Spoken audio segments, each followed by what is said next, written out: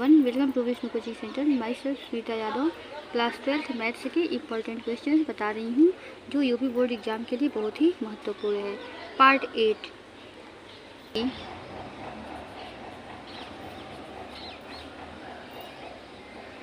ए equals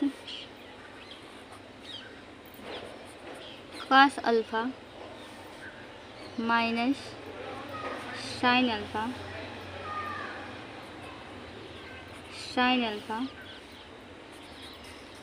cos alpha.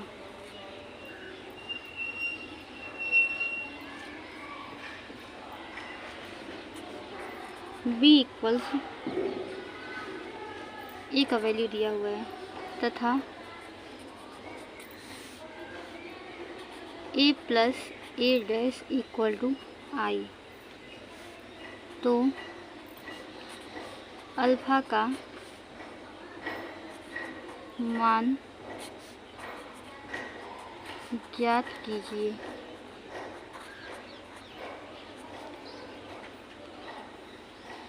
Solution, इसमें ए का value दिया हुआ है a equal to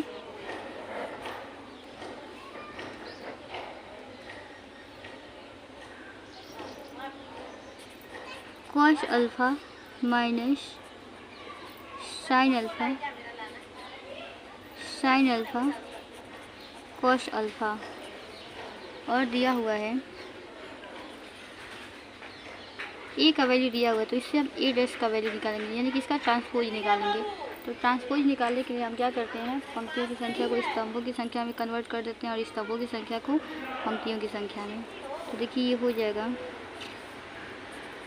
cos alpha minus sin alpha cos alpha. Given है, दिया हुआ है a plus a dash is equal to I. A का वैल्यू है cos alpha minus sin alpha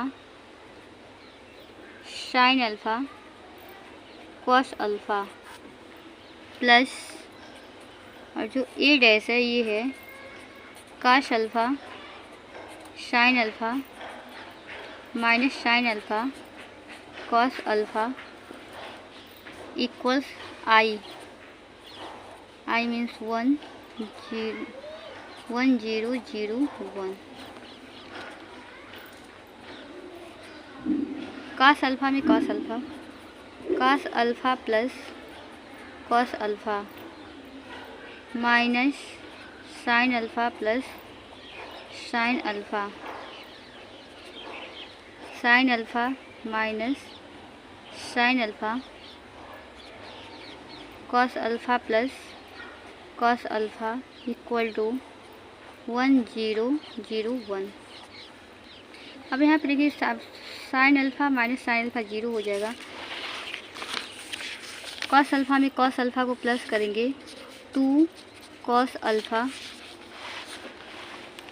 ये माइनस के साथ है प्लस के साथ है तो ये 0 हो जाएगा और ये भी 0 होगा। cos अल्फा में cos अल्फा प्लस करेंगे तो हो जाएगा 2 cos alpha. 2 cos alpha 0 0 2 cos alpha equal to 1 0 0 1। ये जो है समान अवयव है तो इसके संगत अवयव भी जो होंगे आपस में बराबर होंगे, यानी कि 2 cos अल्फा इक्वल टू 1। तो cos अल्फा इक्वल टू हो जाएगा 1/2 cos alpha equal to cos π/3 का जो वैल्यू होता है 1/2 होता है, यानी कि अल्फा का जो वैल्यू होगा वो होगा π/3